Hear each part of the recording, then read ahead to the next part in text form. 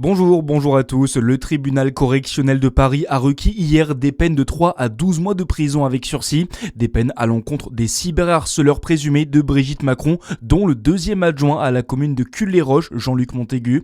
Sur les réseaux sociaux, ils affirmaient que la première dame était une femme transgenre.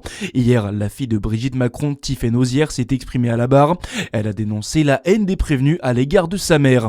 La date d'ouverture est connue, la boutique Shein ouvrira ses portes le 15 novembre aux Galeries Lafayette à Dijon.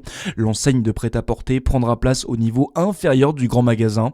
La boutique éphémère installée rue Piron en juin dernier avait attiré plus de 26 000 visiteurs.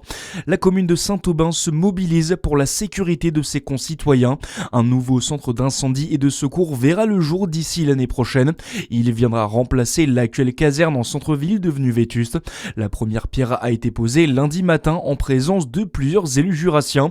La caserne viendra en complément de celle de Dole, comme l'explique le président du département, Jérôme Fassenet. C'est vraiment très important d'avoir cette caserne neuve puisque ça contribue au maillage de la sécurité sur l'ensemble du territoire. On n'est pas loin de Dole, mais ça vient en complément puisque le centre d'incendie et de secours de Dole ne peut pas forcément répondre à tout aussi, et c'est pour ça que nous avons fait le choix de mailler l'ensemble et de reconstruire cette caserne, qu'elle vienne en appui sur l'appui local. C'est un travail qui est basé aussi avec des volontaires, donc les volontaires, on ne peut pas se permettre d'avoir des centres trop éloignés, il faut qu'il y ait malgré tout des centres locaux.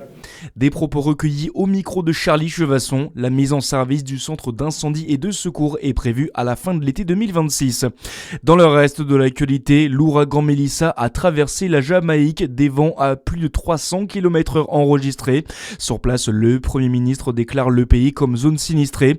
D'importants dégâts sur l'île, routes inondées, arbres arrachés et hôpitaux endommagés. 500 000 foyers sont privés de courant et les réseaux de télécommunications sont coupés sur une grande partie de la Jamaïque.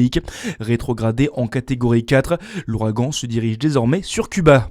Les débats se poursuivent à l'Assemblée nationale. En séance publique hier soir sur le projet de loi de finances 2026, les députés ont décidé de taxer encore plus fortement les GAFAM, ces entreprises de la tech américaine comme Google, Amazon ou encore Microsoft. La taxe passe de 3 à 6%. Le ministre de l'économie Roland Lescure s'est inquiété de la réaction de Donald Trump, je cite, « Avec une taxe disproportionnée, on aura des représailles disproportionnées ». Et puis en basket, 5e journée d'Eurocoupe pour Bourg-en-Bresse. La JL Bourg se déplace en Turquie sur le parquet de Beşiktaş. Ils sont toujours invaincus dans la compétition. Coup d'envoi à 17h. Voilà pour l'essentiel de l'actualité. C'est la fin de cette édition. À suivre votre météo sur Fréquence Plus. Très bon début de journée à tous.